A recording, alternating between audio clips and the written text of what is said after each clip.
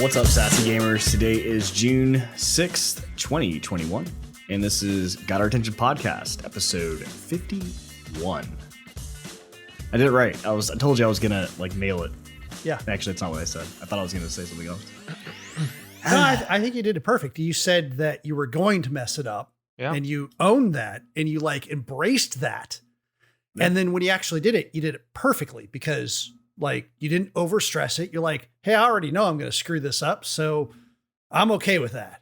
We found the secret. Just every time, psych yourself out, say that you're going to do a terrible job, come to terms with it, and then do a great job.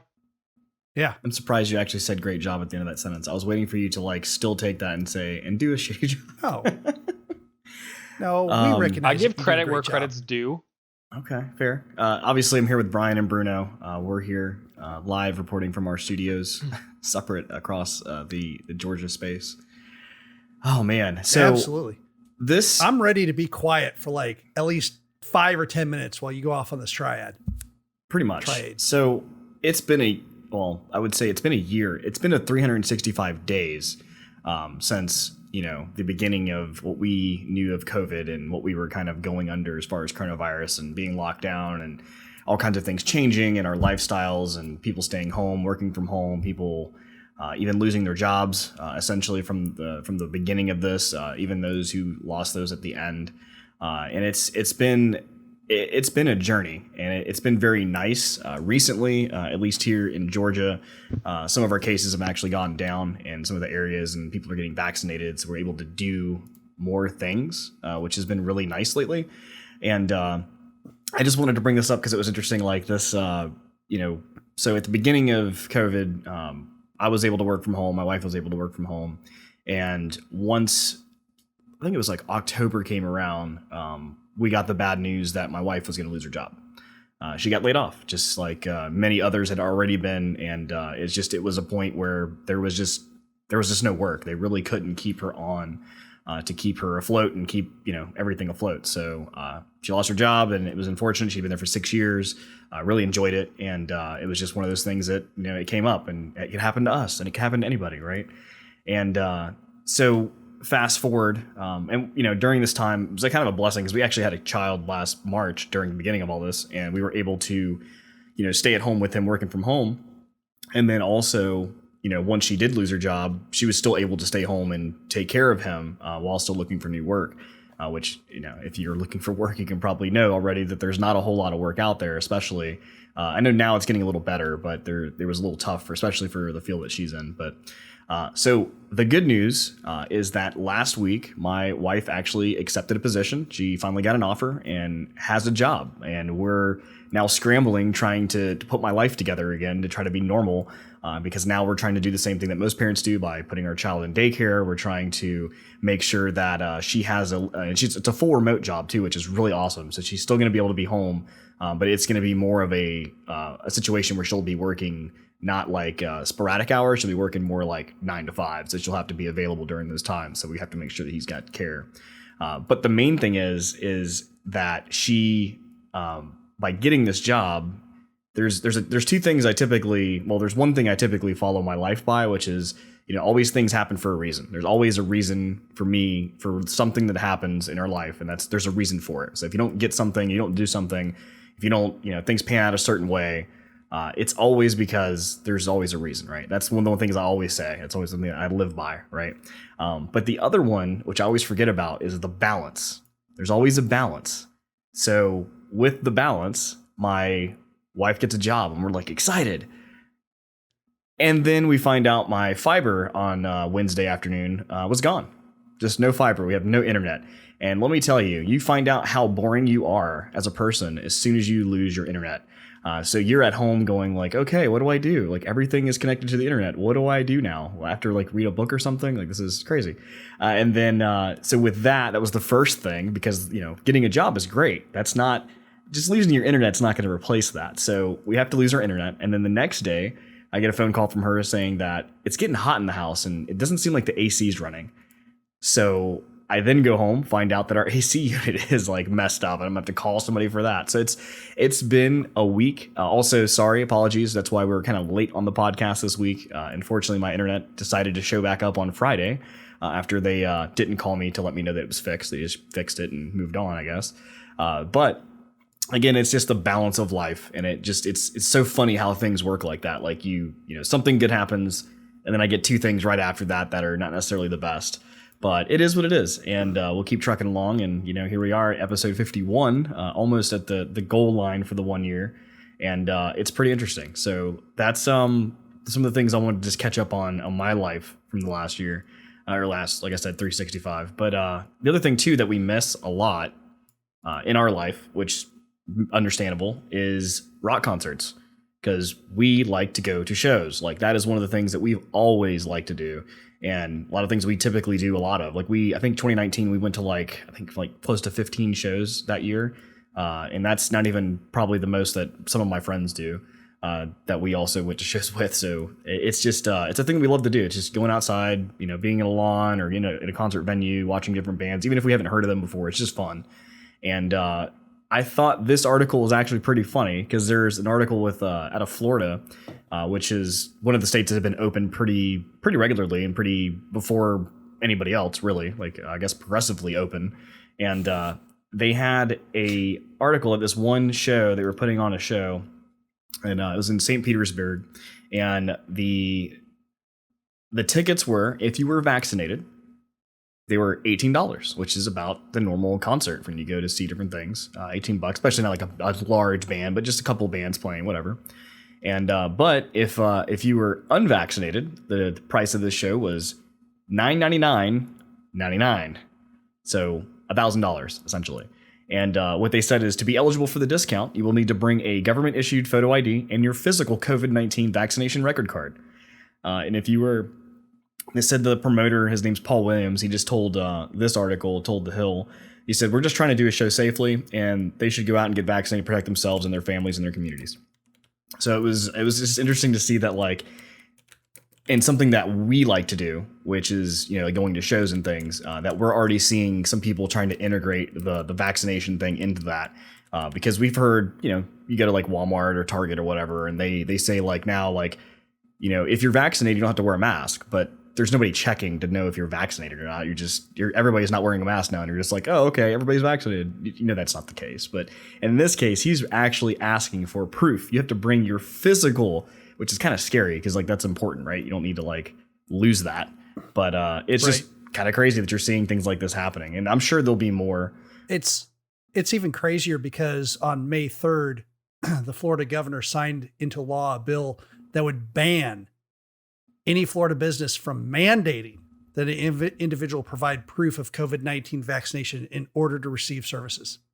That is funny. So that's going to be really interesting. That was one of the big things with the cruise ships, that were coming out of ports in Florida, that they were like, no, we need to make sure that people boarding the ship have the vaccination. Otherwise, you know, we can't have an outbreak at sea in the middle, 3 days away from an island or anything, or even further away from more.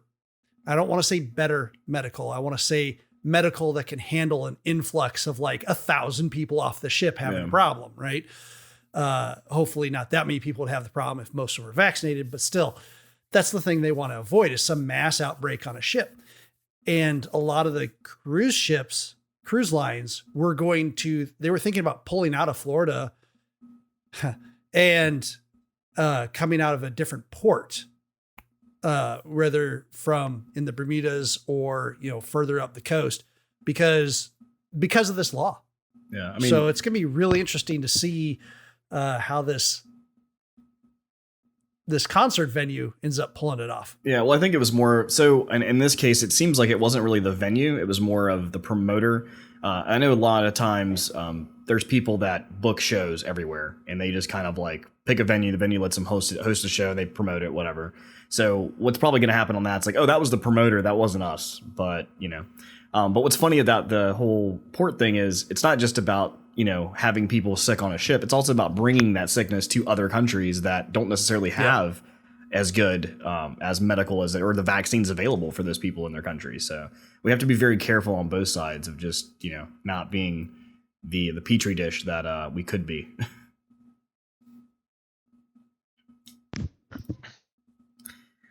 Fair enough. All right. You good now, man? I think I'm good. I think I'm done with my update and everything that's related to me. I like that piece. It was good. Thanks. It was like a nice summary. Welcome to Mike's 2 years of COVID. Yeah, basically. So. Oh man. Moving on to an entirely different entity's 2 years of COVID.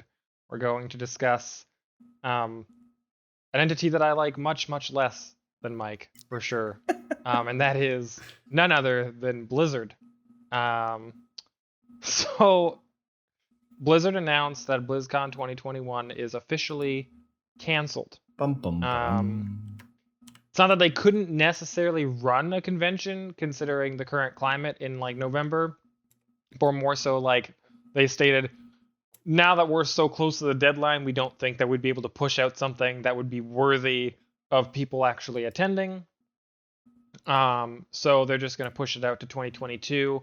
And in 2022, they're going to try and do small gatherings in person, along with running the BlizzCon online experience that they did previously. So they're going to kind of try and shake things up a little bit, almost kind of compartmentalize their event into smaller sub-events for specific pieces of what Blizzard provides, and then also do a large online presence as they've done previously with their first iteration of BlizzCon Online. And hopefully people will get something out of that. I think the writing was kind of on the walls anyways. I almost wonder if this was just a really good excuse for them because they didn't have a lot to put out this year, which is nothing against them. I think Blizzard has stagnated a bit in the last couple of years, which is unfortunate.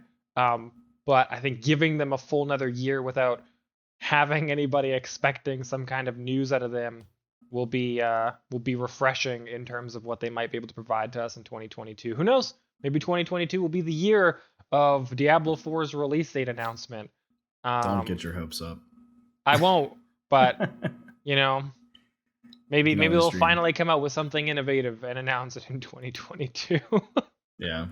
I did find it funny that last year's BlizzCon Online was when they had Metallica playing live. Yeah. And that's when Twitch Live had replaced their music with like something else. They got DMCA'd as the band that stood for Napster got DMCA'd on their own on Twitch, which was hilarious.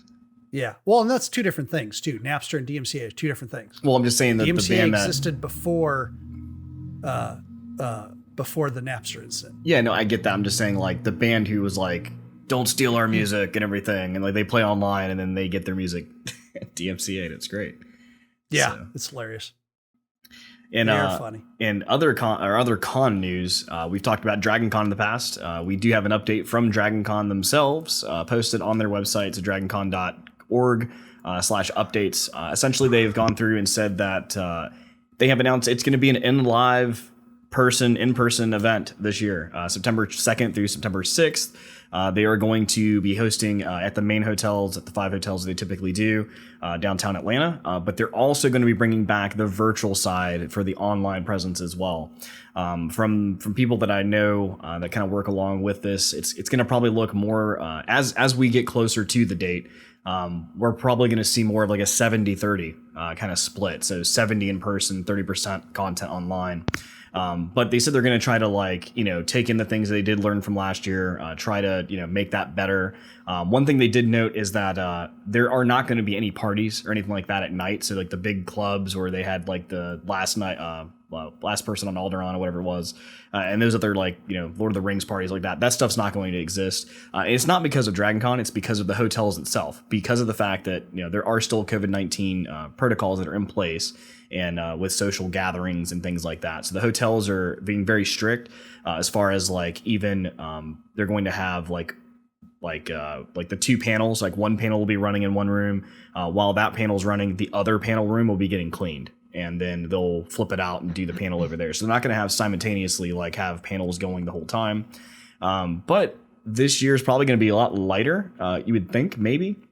With some people still cautious about wanting to go.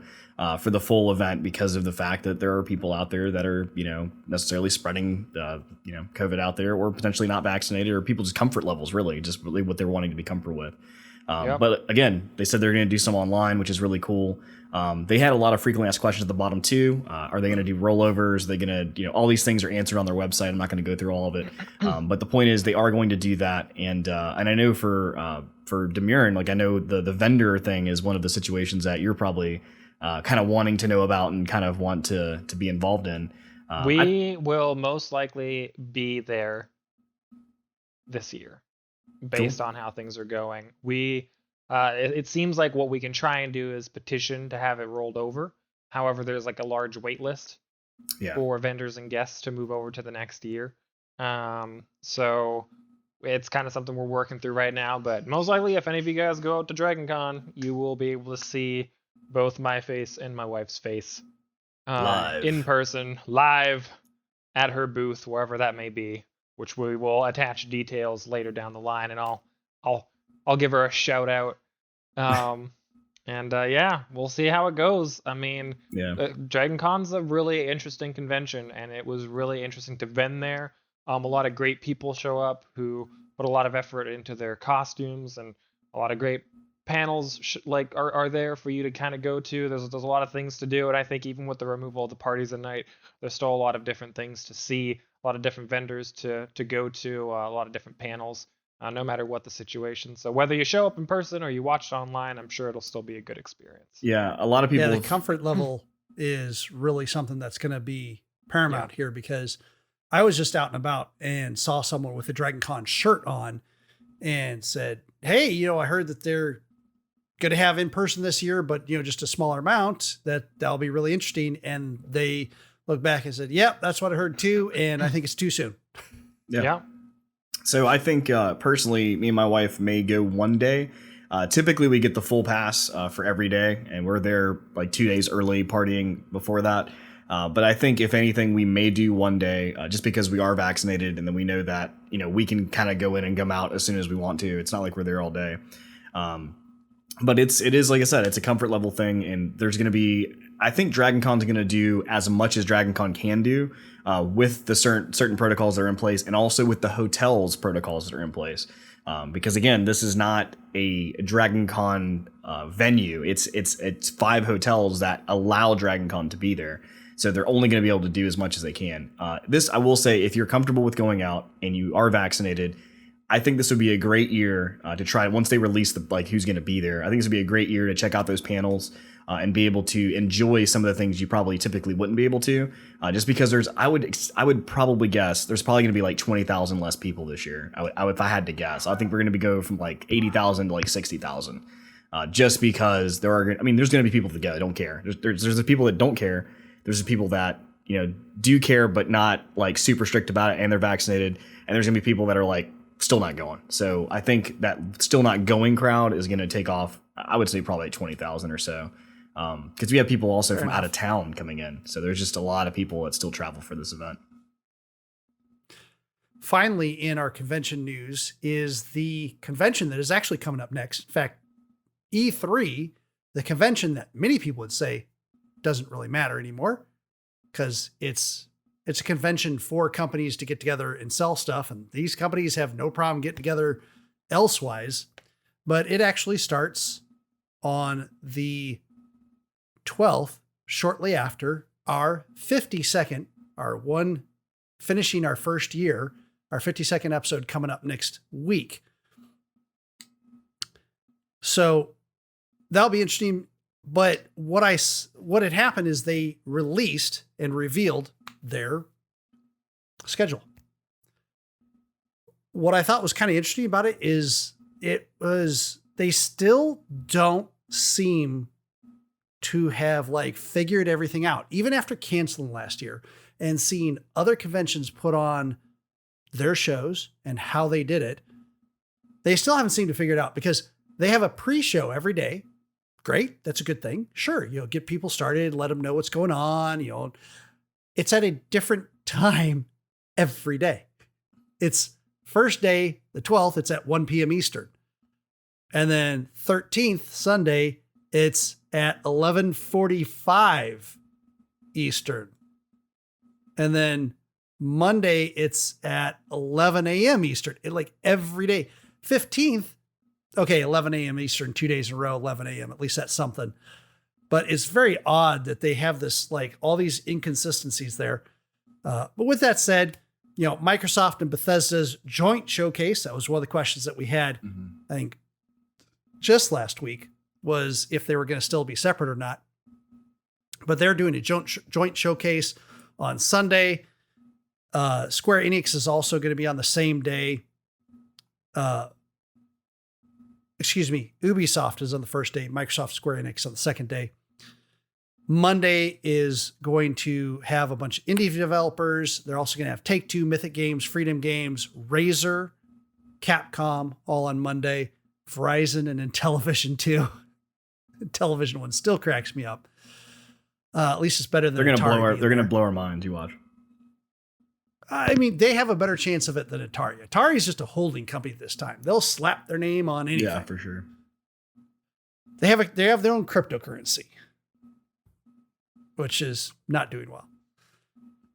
Finally, Tuesday, we're going to have Nintendo's Direct and Nintendo's Treehouse Live sessions, which are loosely coordinated with E3.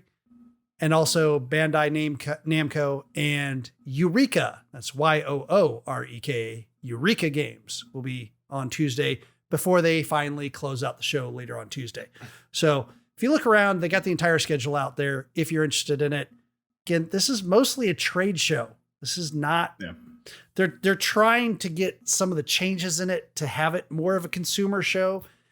And the trailer part of it has always been kind of consumer friendly, but this might be a make it or break it year for them on how much. I'm not saying there's not going to be an E3 next year. There'll be an E3 next year, but this might be the tipping moment of when it starts its slow and inevitable death, or whether it comes back and becomes like the largest consumer game show and displacing like PAX and some of the other big game shows that are out there. Did I just see you rocking out a White Claw? Was that a White Claw I just saw? Thought I saw the branding for half a I don't have anybody sponsoring us. So. I know, but I was just... It's like, man, I want one of those. We have no sponsors yet, so but if don't you give away free sponsorship. Hey, they could be if they want to. Double fisting. Yeah, but don't give it away in the meantime. Oh, man. This podcast brought to you by... Insert your name this here. Could be you. Brought to by this could be you. Oh, man. Here. Well, moving on. Just broke his. All right, hold on. I gotta prep myself. I'm not supposed to swear. Okay, here we go. Our Nvidia segment. Ooh, okay. All right, we're good so far. I'm like 5 words in, haven't sworn. All right. So the first thing we're going to talk about is Nvidia. It's going to be insert swear words here. Yeah, really. And their crypto mining chips. Nvidia has released figures for how much money they made last quarter after their release of their specific GPUs created for crypto mining. Essentially what they've announced is in the last quarter ending on, I think it was May 2nd. Yes. They made $155 million off of CMP cards, which are essentially just GPUs without the functionality of being used as GPUs. They're legitimately only useful for one thing, and that's cryptocurrency mining, which effectively means that they're a waste of resources and time for the actual industry that wants to utilize them, like professionals who need them for rendering or people who want them for gaming. General consumers, like what they usually make those for, are now taking a back seat. Granted, Nvidia sells this as though they're doing everybody a great service, because by creating these cards, they are miraculously solving the issue that is crypto miners buying actual GPUs to do crypto mining, which if you haven't been in touch with news about GPUs and how they're being used right now, newsflash, they're still being used the exact same way. Just now there's a whole set of them that we can't touch for gaming or workstation use because they're effectively useless. They legit have no connections for monitors, any video out whatsoever on the card. Nice. Yep. Like they don't even have them. So it's not even like, oh, it's made for crypto mining, so it won't be as good for my games. No, like there's no way can use for games. We'll have people now reverse engineering it to be able to put out for video. Like that's going to be the next thing that they're going to. You like solder on. Here's some interesting things that I got out of this article. What they followed up with is they expect that their next quarter of sales for this product line is going to total $400 million. That's an important figure for one reason. That's one quarter, $400 million. This article goes on to discuss that Nvidia's original and core business, which is selling GPUs that actually work for workstations and gaming, last year generated $2.7 billion in revenue. Well, the reason why that matters is because if you compare that, if they have a $400 million quarter every single year for their CMP chips, that means that, pretty much 30 some odd to 40% of the money they make will come from CMP chips, which is a very dangerous place for things to be going. And essentially shows that about 40% at least of, depending on cost, 30 to 50%, let's say, of the chips that are out there are now being utilized for something that gamers will never be able to get their hands on.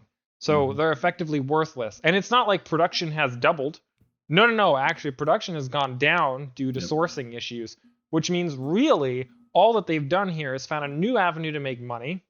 And they've tried to do a weird PR spin on it to make it seem like they're doing everybody a great service. Like, well, we're helping miners by giving them something that's theirs and getting them out of the way for real gamers to have the cards that they want. If you didn't pay attention to the 3080 Ti release this week, which was supposed to be the card that gamers were supposed to utilize, well, they sold out instantaneously like everybody expected. You guys didn't get one? So nothing's changed, and Nvidia is still handling this horribly. Moving on to how horribly they're handling it, well, on to the next story, which is about a... I'm not going to read the title of this story because it's a good build-up. Essentially, the police in the UK had discovered a suspected cannabis farm. They believe that they were doing a cross-country drug bust, and they believe that this one location was doing a cannabis Gro-Op due to the enormous amount of electricity that they were utilizing from the power grid. They were actually stealing the power. It was like not legitimately being purchased.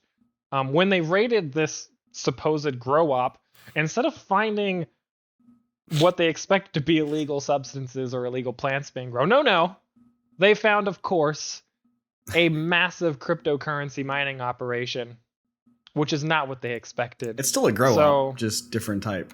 It's a different kind of Gro-Op. Potentially a more lucrative one, thanks to Nvidia's new CMP chipset in the market. So they're basically helping the black market now. It's great. Yeah, it's great. I don't quite understand why Nvidia is trying so hard to make their image substantially worse. But there they are, just doing their thing. I don't know when this is I feel like at some point there has to be a moment where like tips into the other side, and I think what's going to do that is AMD is increasingly trying to make themselves a better company that's further against those things and more for the consumer and like the average gamer, and Nvidia's just consistently trying to be like, but what if we did what they're doing but not actually, and do the complete opposite, and just whatever maximizes profits, we do that, but we just try and lie to people and make ourselves look really cool. And that's what they're doing so far, which according to their stocks is working to some degree, but everything ends eventually. One could hope. Did I do that without swearing? I think so. You did. I think you made it. That was a good job. Woo! I did it. Doing the short pivot from Nvidia to AMD. AMD has stated that they're going to release their Fidelity FX Super Resolution technology, which is going to be used by not only current AMD cards, but previous AMD cards as well, including the Xbox Series and the PlayStation 5, who use those chips. They will be able to use this technology. And essentially all it is it's a super resolution algorithm to make it so that it can run higher resolutions with less GPU because it's upsampling. It's using some advanced upsampling algorithms. A lot of people have been comparing it to DLSS, which is what Nvidia does. And Nvidia's DLSS is deep learning super sampling, where the end result, the idea of the end result sounds similar, that you're super sampling, you're able to show a higher resolution starting from a lower resolution base. The difference is that the AMD version is just using some very standard algorithms to do it, whereas Nvidia is using algorithms that were not only created by an AI going through and creating the best algorithm, but it's literally a neural network stored on the driver that compares the low resolution image with references of a high resolution from that game. So they actually have like these reference snippets of different pieces of that actual game. And based on that, they've created algorithms almost essentially per game to increase that resolution and show details that you wouldn't otherwise be able to do. So it's still very different between the two. The DLSS has a lot more steps involved in it, and a lot of those steps are before it even gets to you and your card and playing the game. A lot of it's done outside of that, and it creates these algorithms essentially per game. But it is a good step. It is going to be a first step that AMD has taken with this FSR that will help a lot of these consoles, will help some of these other cards a little bit. Maybe not as good as DLSS, but it's something. It's a start. That's what I'm excited about. It's a push in hopefully the right direction, right? Because I think the more they throw in there, even if it's half-hearted right now, the more it forces Nvidia to try and change their path a little bit to adjust for it. Granted, one thing I will say, I mean, I give Nvidia a lot of stuff, but I do still have a 3080 in my computer. I mean, at the end of the day, I have faith in the product that Nvidia creates in terms of the architectures that they've developed and how well they work. Ray tracing and DLSS are very sound products. They're not half measures, they're full measures through and through. And there's a reason why their cards stand apart from AMD. Granted, much less now than they did before. But I think that since they've kind of plateaued, they're not really making any more efforts to move further forward. So that's why I'm hoping that AMD catches up in every way within the next 2 years to hopefully reignite that passion that Nvidia used to have to actually push out really, really great products at a consistent pace. Yeah. Competition is definitely a good thing. That's for sure. And one of the things that is helping it, while this FSR from AMD isn't DLSS, one thing it is it's open. Literally, Nvidia could use it on their GPUs and write drivers to use it. They can use that in games with their drivers if they wanted to. Now, they don't have the incentive right now too much because of the DLSS, but at the same time, DLSS is dependent on taking this AI and showing it the game and the textures in the game so they can create the algorithm. So there's upkeep. They have to do constant upkeep on this.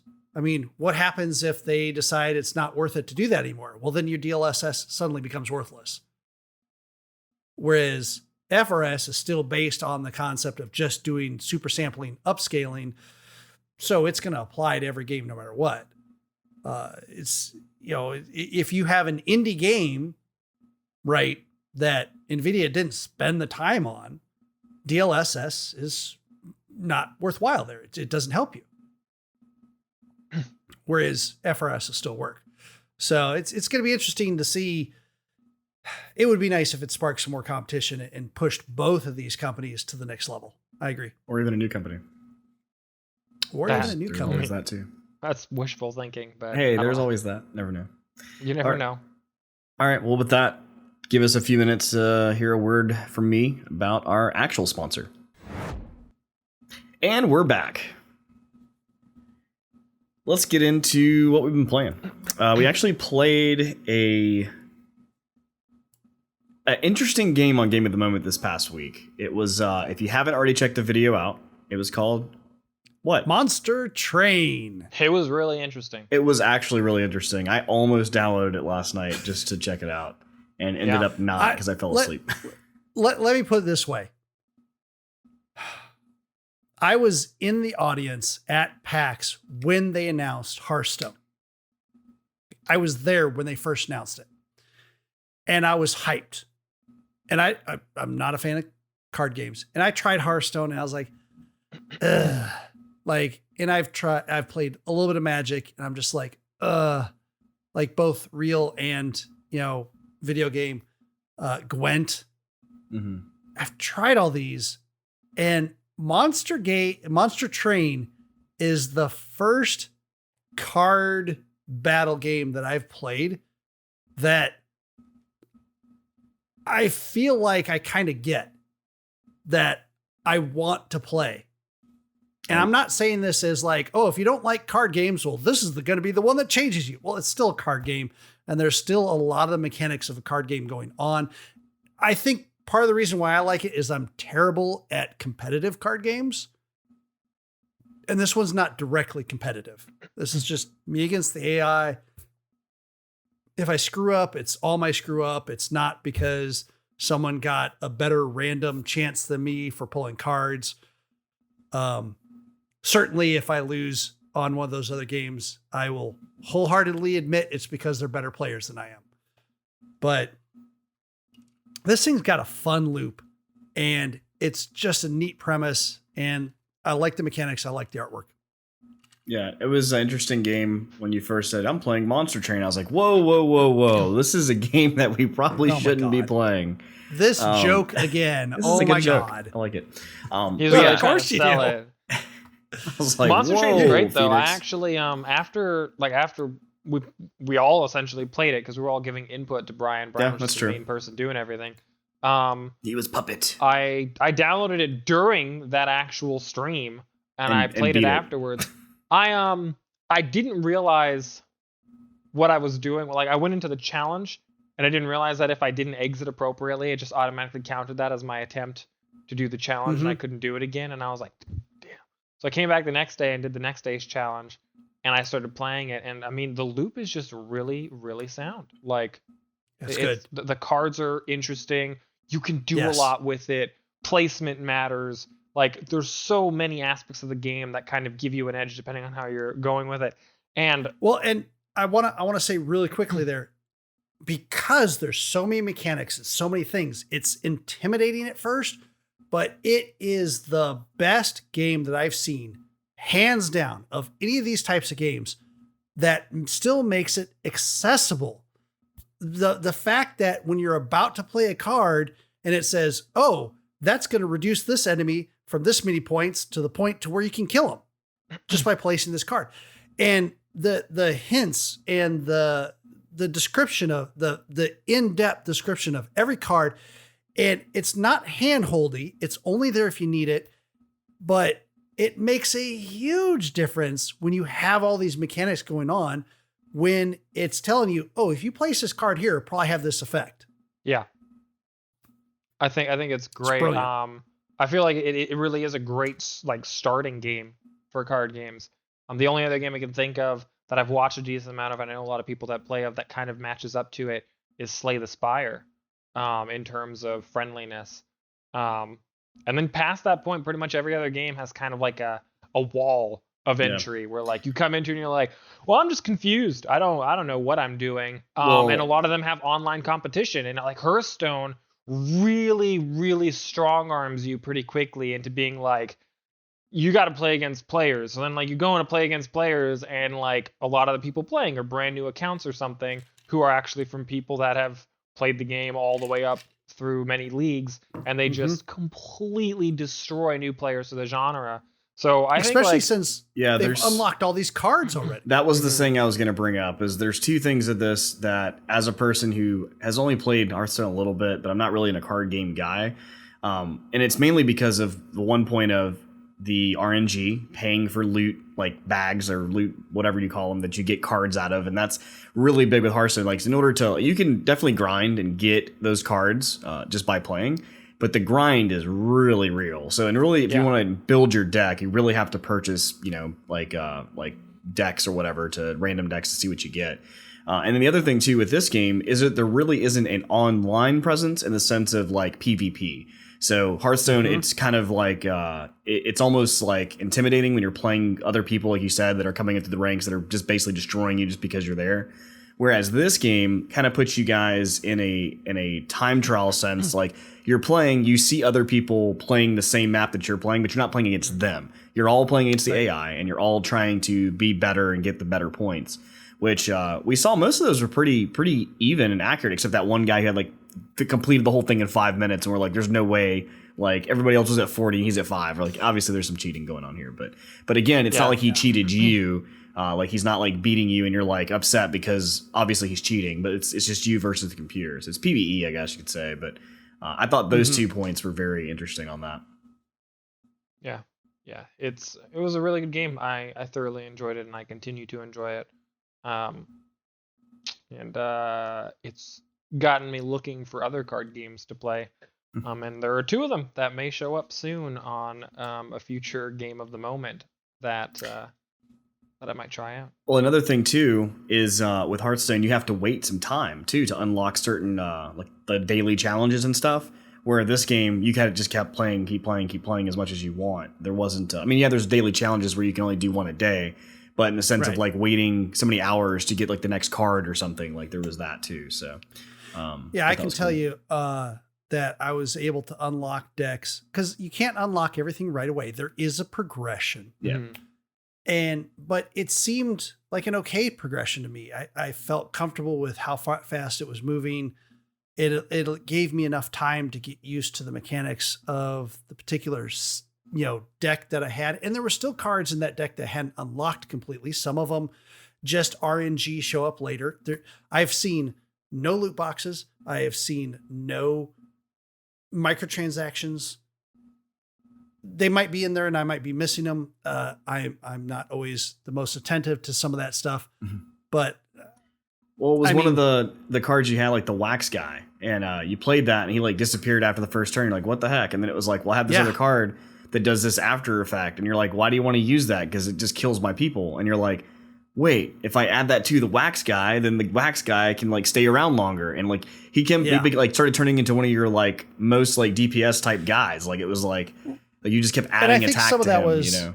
I think some of that was because we were in a challenge, so I was the mechanics were brand new to me, which is kind of interesting. Whereas if I had unlocked that deck playing through the story, it would have introduced me a little bit slower to it, and I probably would have figured it out. But I agree with you too. It's neat because you can bring in these new mechanics and you can figure them out and go on. It is currently, you can go check out the video on it. We're still getting used to the new format, so I'm still like kind of playing the game in the format when I should be more of just demonstrating stuff and moving on. So it's a bit lengthy, but it will show you absolutely what the gameplay looks like, and you can make your decision based off of that. It is currently free on Xbox Game Pass, but because it's free on Xbox Game Pass, that means eventually it won't be there, being the Netflix of games, as it were. It is currently... Was it on Steam? I think you looked it up the other day, Zycia. On which one? Monster Hunter? Or Steam Monster Train. Monster Train. I can't remember. I want to say it was like...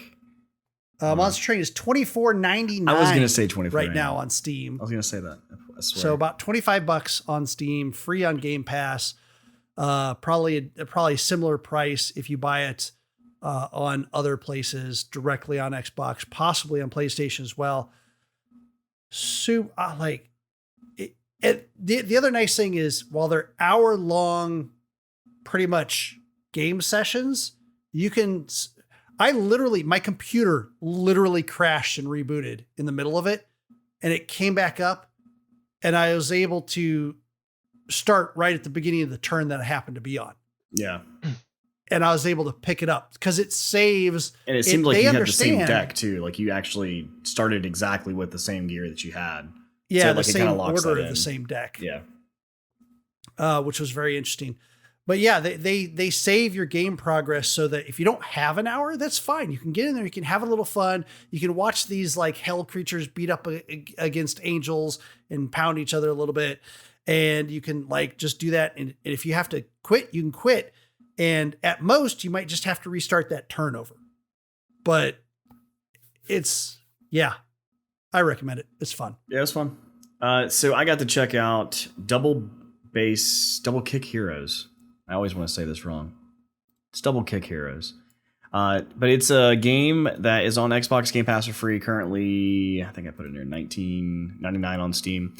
It is the equivalent of a Guitar Hero, but for drums only. So in the sense of like take a Rock Band, but only have the drum track, and like that is what you're playing. And I'll say the only drum track. So there is full music, and the reason why I was interested in this game is that it brands itself as like a metal band, like a metal band that's playing metal music. And some of the soundtrack even has bands like Gojira on it, which is a band that I'm familiar with. And I was like, let me check it out. So I played last night for about an hour. I will say, great idea. It just wasn't the greatest for me. I didn't really keep my attention. The biggest problem that I had with it is in any type of Guitar Hero or Rock Band game, the buttons you're supposed to be pressing are coming from top to bottom. So you can kind of see them with your visuals and your eyesight. You can kind of see that stuff coming and you can hit the button accordingly. This one moves right to left. So by the time, so it's right to left. So the strings, let's say, or top to bottom. So you're watching these things come across, and by the time that I'm trying to like see where I need to push the button, I'm having to trace my eyes across the screen, so I don't have time to see where I need to be at to like figure out what the actual tempo is, like to hit the thing on the beat. So that was probably my biggest complaint. The other complaint was I got through about 5 or 6 levels, and I was still doing the same thing. It was still just the double. Like, see here, you can see like there's other icons like happening. There's like different things going on. All I had was the bass drum. So after like 7 levels, I would have expected more than just that. One of the things you do get is, as if you consecutively hit the right buttons and get the right timing down, you do unlock different weapons. So you go from a pistol, then you get to a shotgun, and then if as soon as you miss, you go back down to a pistol. And you have like these herds of like zombies coming after you, and these creatures and things that are chasing the car as you're playing this music. And the idea is the guns are like synced to your bass drums. Every time you hit the kick, that's what's shooting the weapon. And it does put the beats in the right places and stuff to make you feel like you're playing the song. But it just was a little too much going on for me, in the way that it was laid out for me to really feel like I was enjoying it. Like my eyes were getting tired trying to like track these things from right to left and then trying to hit the button at the right time. And then of course, as soon as you miss, you start getting anxiety because you're, messing up, and then the hordes are getting closer and you're just, over and over and over. So it was an interesting game. I definitely liked the idea of it. I'd love to see more games with metal music. That'd be great. But ultimately, it only kept my attention for probably, like I said, that hour, and I probably wouldn't even play it more than that. Hey, still, at least you tried it. I mean, I think I pointed that game out to you. You did. It's been on my back burner. It's been months. Yeah. Like I saw that game for the first time. I was like, oh my God, Zyci, you've got to see this. Yeah. And, it just took you a little bit to get around to it. It sounds like, it wasn't really your bag, but still not horrible at the same time. So not a waste of time. It was fun. It was entertaining, I guess, to say the least, but definitely isn't like I'm going to go back and play it tonight or anything. Another thing we did get to play this past week was Sea of Thieves. We went back to that. It's the pirate open world pirate game where you get to play around in a big sandbox or ocean. of different islands and things, and potentially with you and 3 other people who can be pirates, go off and try to treasure hunt or shoot other ships and try to take their booty, I guess you could say. There has been an update. The game was very... this is something we've played before. I've played it before, and it's nothing new. It's still a lot of fun. If you have some time with your friends and you want to be pirates and just go out and explore, or even try to like rob other ships and things and be a pirate, this is that game for you. It's definitely one of the best, and I always say it every time I play. It has one of the best oceans, like the best water I've seen in a game. Like it just feels so real. And I definitely enjoy it just for that, like just to be able to sail around with just seeing the ocean. It's just pretty neat. You cannot understate the realism of that water. When we were playing with a couple of people, and one of them literally had to take Dramamine. Yeah. And literally could not be on the deck of the boat during rolling water. Yeah. That person had to go up to the crow's nest and just like watch the horizon so they didn't get seasick, because it was. Yeah, it can get rough, like literally rough. Yeah. I mean, as cartoonish as everything else is in that game, that ocean is just so amazingly realistic looking. Yeah. And then I guess I had an ocean kick because I played Maneater the other week, and then now played Sea of Thieves. And I also played Raft again. Raft is that survival builder game that we talked about before. I think Phoenix hosted that on Game of the Moment one day. But basically, you float off on a one little 1x1 cube, and that's your raft. And you're floating along, and you have this little like almost like a fishing hook type of thing, and you gather materials as they're floating next to you, and you can keep building your boat, building your raft until it's larger, and then you can get enough material to build an actual sail, or a bucket that uses an anchor and fish and a fishing pole. And it's one of those really neat games, and once you kind of start getting going in that one, you can start pushing your raft in whatever direction you want to go into. And to that point, you start exploring, and you can actually start gathering better materials and being able to. Well, the whole thing is there's a shark in the water that, and in Maneater, you are the shark. In this game, you are the person that you're trying to not get eaten by the shark. So there's that aspect of it too. It's very fun. It's very, you can play by yourself. You can play up to like three other people on your little raft. But it's a very chill game. It still has, there is no like pause, at least for multiplayer, so that if you're playing, like there's always that shark that's always trying to destroy your raft and, kill you. And then your little raft is always moving. So there's always a sense of like urgency, like you have to keep going. But in the same sense, it is pretty fun and very chill in the sense that just time wasting. You can just do that for a while and, kind of just craft the way you want to make it. So I enjoyed that one again. And I didn't mention the prices on these, but Sea of Thieves is free right now, $3.99, or it's free on Xbox Game Pass. And it's been there for a while. I think it's one of the launch titles for Xbox Game Pass. I don't think that's going to leave. Not for a while, at least. $39.99 on Steam if you want to play it there. Double Base Heroes is free on Xbox Game Pass. I'm sure that'll probably leave eventually. Currently $19.99 on Steam. And then Raft, Xbox Game Pass again, free. $19.99 on Steam as well. So those are the games that we played over this past week. I don't think you played anything, did you, Demiran?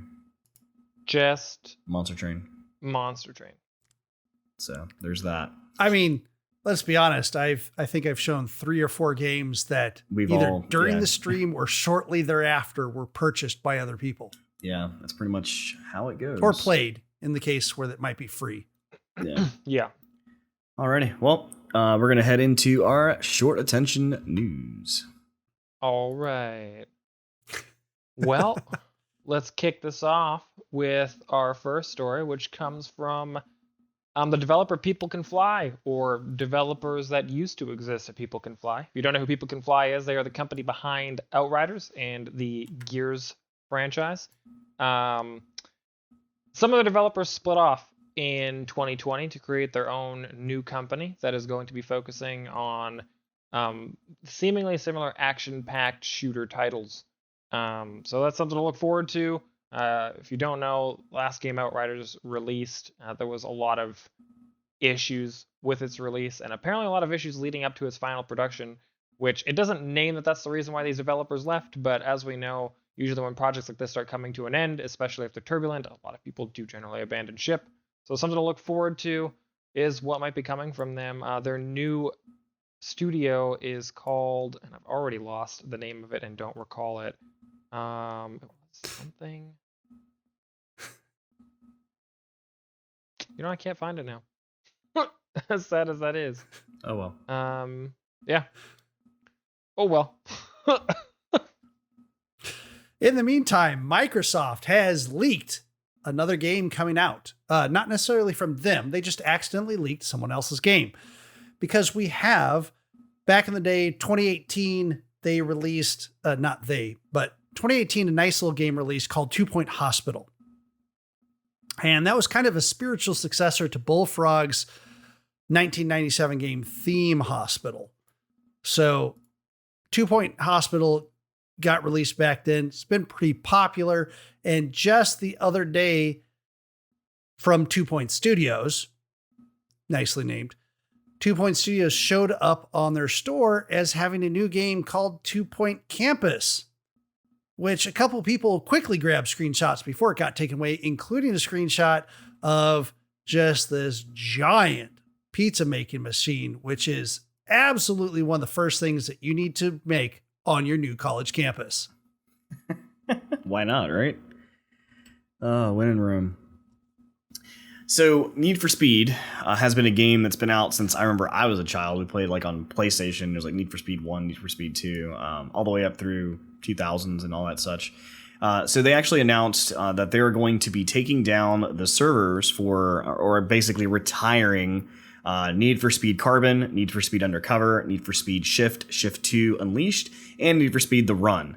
The reasons behind that, as you would think, this says, the number of players have come to a point where it's no longer feasible to continue the work behind the scenes required to keep the games up and running. We hope that you've gotten many victories, satisfying drifts, moments of friendly rivalry, and hours of joys over the last few years of these games, and we hope to keep you driving with us in one of our newer titles. In other words, it's not enough people playing it. They don't want to keep the servers up. I mean, I get it. But I mean, a game company like EA that can't afford, to keep the servers up, I don't know. It's just wild. But yeah, there's new games out there. You can always check those out as well. Our next story is from Watch Dogs Legion by Ubisoft. They have announced a free-to-play addition to the game called Legions of the Dead, which essentially is a zombie mode. But it's actually a weird spin on a zombie mode. When I was reading through it, instead of the idea of it being kill as many zombies and survive to kill more zombies, it's actually, there's like mission outposts that you're supposed to go and collect like gadgets and resources and bring them back to your base. And you're supposed to essentially do heists amidst this zombie apocalypse to take it from armed bad guys and bring it back home. And in doing so, you will get yourself better equipment for your next run. It's 4-player co-op. Each player spawns in with a random survivor and a random gadget that allows them to traverse the city in some shape or form, or aids them in traversing the city in some shape or form. And that's kind of the whole gameplay loop. So something to check out if you're into Watch Dogs or zombie games. Okay, I only got 1 minute, but there's a whole bunch of information here. Minecraft has got caves and cliffs. That is going to mean really soon. The first part of it's going to be split in 2 parts. First part is coming June 8th, and that's going to be more the cave side of things. But what we have looking forward between these two different things are going to be glow squids, goats, and the oxytils, as well as 91 new blocks, including copper, amethyst, and a whole bunch of things that other people are going to have to find. Some of the interesting things going on here that the caves are going to be hitting soon. That's going to be excited. And as this all hits in the future, they're going to have a new thing called blending to be able to blend both the caves and cliffs and all the new stuff into your world without messing with the things that you have built. They're going to be very careful about that and trying to make sure they don't destroy the things you built, even if it's your little dirt hovel to begin with or giant castles. So June 8th is the first part of it. Check it out. That was. I felt like the Micro Machines guy there for a second, but not quite as fast. 8 seconds left, but that was good. Get a breath. You breathe a little bit more there. Bah! Oh man! So I can breathe when I'm dead. If anybody knows, when you're going to have a lawsuit, you definitely don't want to have a lawsuit with one company, and this company takes, I would say, pride in suing. And this company is called Nintendo. So there is a ROM company or a ROM website that was hosted online where they were selling ROMs of all these different video games that were mostly Nintendo based, like NES and Super Nintendo and a lot of different things. And they're selling these ROMs for different various prices depending on which one you were purchasing, which is also crazy because why would you just pay for a ROM? That's just weird. Anyway, so I'm obviously Nintendo sued them. This guy basically has admitted that in 2019, the bulk of his website was $30,000, $36,000 a year in income. He also has, all kinds of things. And basically the judge said, the judge suggested this was a clear case of infringement. One which would say there is no genuine issue of material fact the plaintiff owned the copyrighted works and defendant copied the works. It was just plain as day. So he owes I think it's 2.1 million to Nintendo, which I think the judge cut it down to about 400,000, but even that, it's still not going to be something that he's going to pay for. All right. Jeez. That's like 10 times what he was making. Coming to one of my favorite game companies of all time now. Hello Games, the bringers of No Man's Sky, have announced a new update and released it as they usually do. It is called No Man's Sky Prism. It specifically focuses on visual upgrades to the game, but is not limited to visual upgrades on the game. So they've added several visual features such as additional reflections, texture effects, more biome details, lighting, new sky effects, warp effects, creature fur. You can now get and mount flying creatures. You can port your entire base over from one freighter ship to another. They've essentially just overhauled everything visual on the game. Cave systems and everything are more detailed, have more things within them. Storms now have purposes that are aside from just being potentially lethal. They also provide rare materials. When lightning strikes sand, it creates special things like special kinds of glass and whatnot. So check it out if you're into No Man's Sky. Cool. So recently, Mass Effect has been in the news because they did a complete remaster of all 3 Mass Effects. Since it was recently in the news, one of the designers from Mass Effect 3 had posted some information about an Easter egg that no one had found. In fact, in this Kotaku article, Richard Balsavert, I might be saying that wrong, I apologize, who appears to be a former BioWare developer, posted on r/Mass Effect on Reddit about an Easter egg that he hid in Mass Effect 3. 10 years ago, I put in an Easter egg in the Mars mission of Mass Effect 3. As far as I know, no one has ever stumbled upon it. It's because apparently, when you're in there, you have to do a specific route in between the collection of solar panels that are at the start of the mission. And that once you do this route perfectly, at the end of it, Shepard is treated to a neat little sight. A Mars rover will appear, roll up to the commander, and he'll do a little nod. Wow. Nice. It's a fun story. Now on to a This is just a bad story. So there was an MMO called Dreamworld that I heard about a long time ago. They did a Kickstarter, longish time ago. And they succeeded to raise $65,000. It has turned into an absolute clown fiesta. Essentially, the 2 lead developers behind it turn out to have no experience. They promised to release a game, an MMO, that could have millions of people in one persistent world, which every single online game developer across the planet who had heard about this game was like, that's not possible, even with today's technology. But anyways, they did it. They said they were going to do it anyways. Kickstarter went off, $65,000 raised. They are slammed with so many negative things right now. The game is not really happening. Turns out the person lied. The 2 people behind it technically lied behind their credentials. No commercial development behind them in any shape or form. And they've been recruiting people for what is essentially unpaid work and stealing assets from other games. So there you go. Dreamworlds, they far, far away because it's vaporware. So the world that we live in, I guess, that has like things like NFTs, those non-fungible tokens, or the fact that you can sell an invisible painting for $18,000, legit, invisible painting. It doesn't exist, but someone paid $18,000 to have this invisible painting.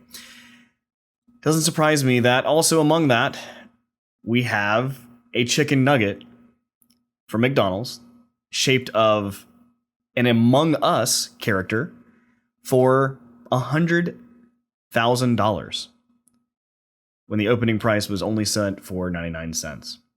So on eBay, Gardner, this guy named Gardner, had 184 bids for this chicken nugget that looked like the shape of an Among Us character and sold it for $100,000. So that is the world we live in, and you should be ashamed of yourself.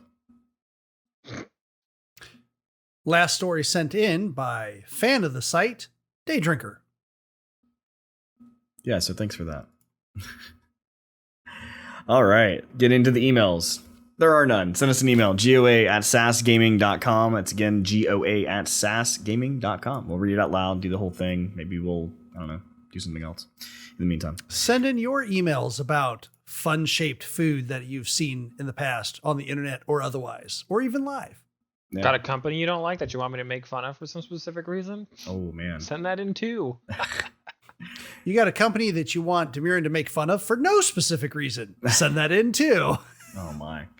So that's what got our attention this week. If you're interested in following us, you can find us at sassgaming.com. It's SASS gaming.com, where you can find all the links to all of our things. We typically do this live on Thursdays on Twitch. Unfortunately, today was Sunday, but hey, they all get put on YouTube after this. Also, we have the podcast portion, the audio gets sent out to Anchor, who takes care of all of our work as far as sending it out to the different distributions, as far as like Spotify, Apple Music, Google Music, or Google Podcasts, etc.